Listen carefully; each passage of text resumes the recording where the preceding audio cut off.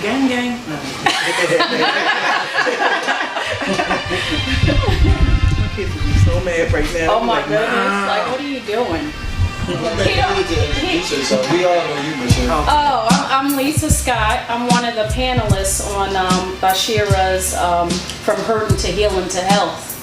I'm a metaphysician, which a lot of people are not used to. What camera am I looking at?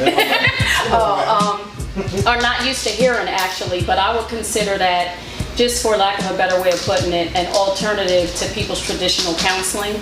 So if you come to me as a counselor, I'm non-clinical. So whatever I offer you is more on the educational side, and I don't offer a diagnosis. Okay. So when you're coming to me, my area of focus has been professional women. I assist them to pay attention to their emotional pain. So if they're going through something emotionally, I help them to pay attention to that, zoom in on it, and I help them to understand that emotion is just another form of communication. And if you pay attention to that form of communication, just like your own personal GPS, it'll assist you to the next steps of where you're trying to go. Mm-hmm. So, like, what's some of the major causes of the problem? Oh my goodness, wow.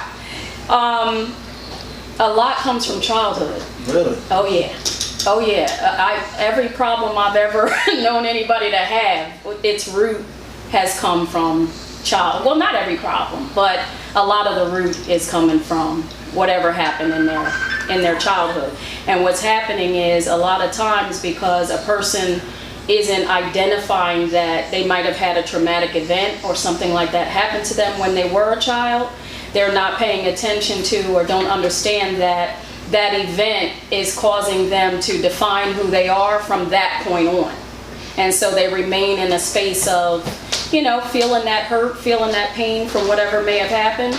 And it kind of defines who they are as a person, but without realizing that it doesn't have to be the definition. It can change at any point that you decide that it's going to change. But once a person becomes in relationship with their suffering, it becomes very familiar. And so it's, in the mind of the individual, easier to hold on to that suffering, when in actuality it really isn't.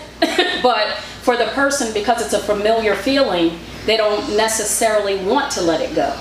But if they come to a space where they're starting to feel conflict on the inside with what it is that they're holding on to, they're starting to feel like, something's not right, or, whatever it is that's causing them to say, you know what, I need to stop and pay attention to this, is usually when I kind of enter the picture. Is that something that's suggested to them, or that's just they come to their own conclusion, I need help?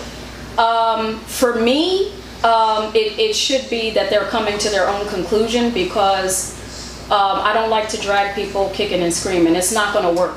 If they're not seeking the help for themselves, then it's not going to work. It's something that they need to be in a space of wanting to do the work that it's going to take, to come out of that space. And you normally can't, drag somebody kicking and screaming, unless, and this would be getting into a clinical area, but, if a person has a clinical diagnosis of something, then, perhaps they could be, it could be suggested, you need to go get some help, and that might work in that way. But when it comes to the type of work I do, you would need to come to me, because that's what you're ready to do.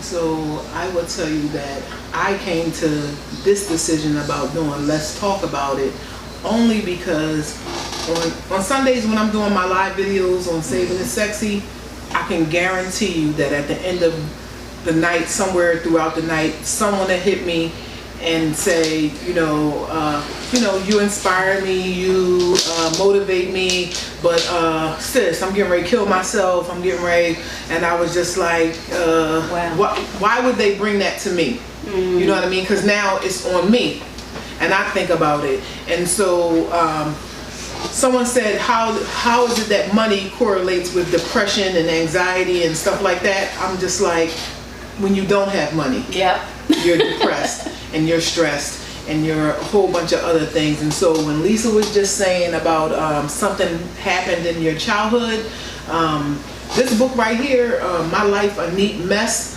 I actually wrote a chapter in this book, and if you don't mind, I could read it, and then you could see, you know, what we're talking about.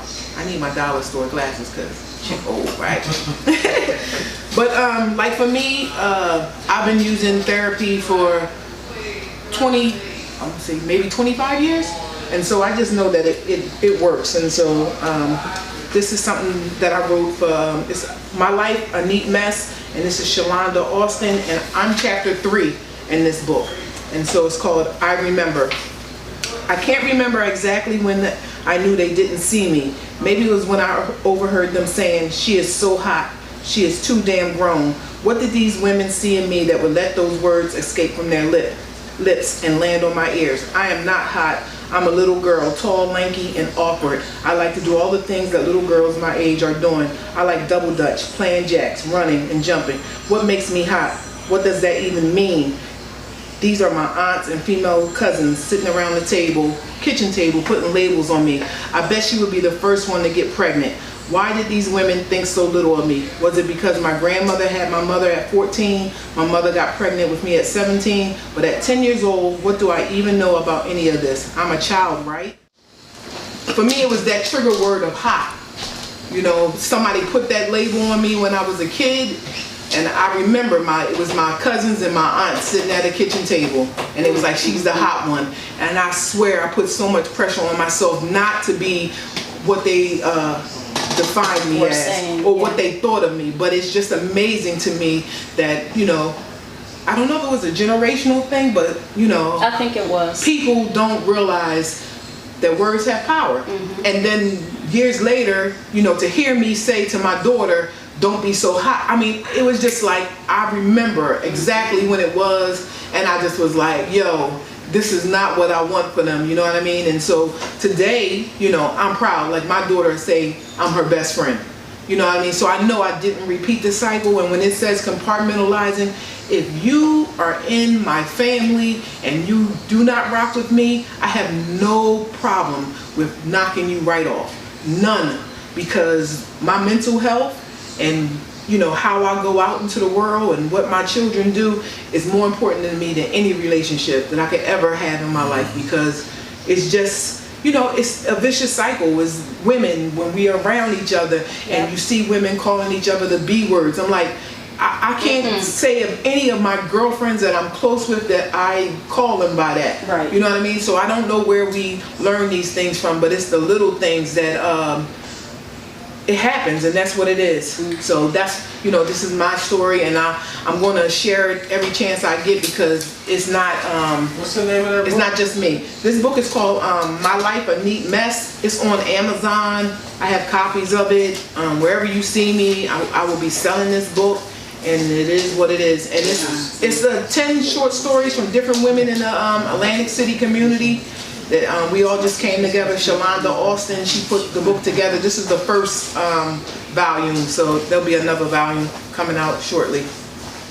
A bunch of people telling it like a testimony? Yeah, some people wrote poems, and, you know, mine was like different, because I just was like, I'm tired. I'm like, you have to start saying some stuff, because like I said, people always constantly inboxing me. Like, I'm like, yo, y'all don't even know when the door closes and I'm home alone. Like, I'm not thinking no bad thoughts, but like depression. When I'm telling you I'm crying, I miss my kids. Like, you know, yes, you know. I know, like, that's a common problem.